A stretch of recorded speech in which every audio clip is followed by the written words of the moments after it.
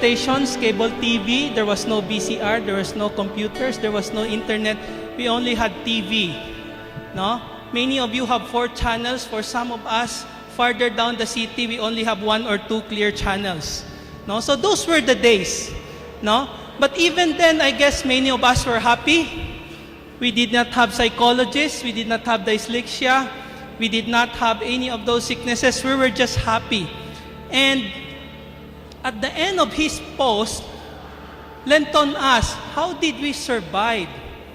And I guess I will tell you, continue to share with you some story. And at the end, I will answer to you how we survive. This is our Vice President, Sydney. And he narrated what happened to the Ngohyong Christmas that we had during our 4th year.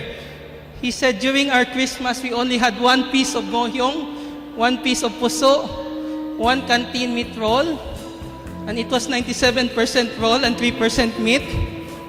And you get 1 7-Up and it was not cold. Okay? So how did we survive? By the way, Sydney is our diamond sponsor. And I think other than putting a lot of effort in assembling and calling everybody, you look at some furnitures here and there. These are the products of his company and he will be giving it out later. Okay? And one of our classmates is now in the US. She shares with us one poem. She could not be here, but she said, remember when 25 years seems so old? Now looking back, it is just a stepping stone to where we are, to where we have been. Say, we will do it all again. Remember when we said, when we grow older, when the time comes to graduate and move away, we will not be sad, we will be glad for all the fun that we have had, and we will remember when. So this was one of the nostalgic poems that one of our classmates shared. And of course, who doesn't know Edward? You know, we had a mailing list, and for the last few months, everybody has been sharing stories. Edward alone, I think, wrote over 1,000 messages.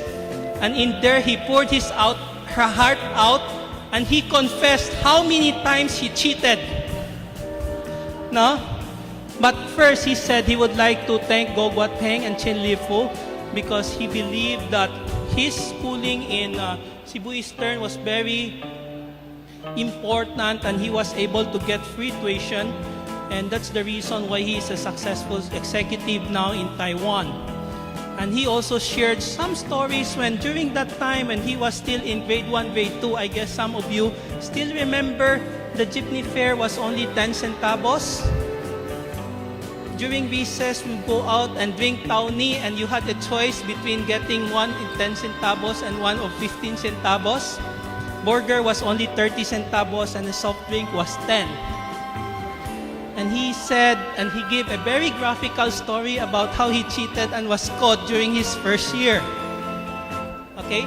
But one of the things I think that was very memorable for many of us was that on our 4th year, we had a very grand Miss United Nations pageant. And for once, our auditorium was made much better because of very nice red curtains. And that curtains actually came from Edward's house, no? Which we pulled up and brought to the auditorium. No? One of the things I think is that Edward has been keeping in touch with a lot, close touch with the teachers, and one of the things he said was that he has been frequently visiting our late director Chin Lifu in Taiwan, and even then stayed in his house for a couple of times. No? And one of the more memorable dates that he said was that Director Chen Lifu passed away on September 3, which was also his birthday. And at that time, he called Cebu, and he was asked to bring the urn where Chen Lifu would be put. There are many, many more stories that he shared. So if you like more of his stories, please go to our Yahoo groups, and you will see. On one instances, I think in Kaohsiung, he said he helped the whole class pass by stealing the test paper in advance. I don't know if it's okay to say it now, but I think after 25 years, hopefully, okay? we have a couple of classmates who shared some very memorable thoughts. And this is baby Yu. She's now in Central Valley, California. At that time, she said they were not affluent, and she would go to school in old clothes and old shoes, and she did not have confidence. And one of the things that changed her life was when Mrs. Fong approached her and said, Dai, what are you planning to do in college?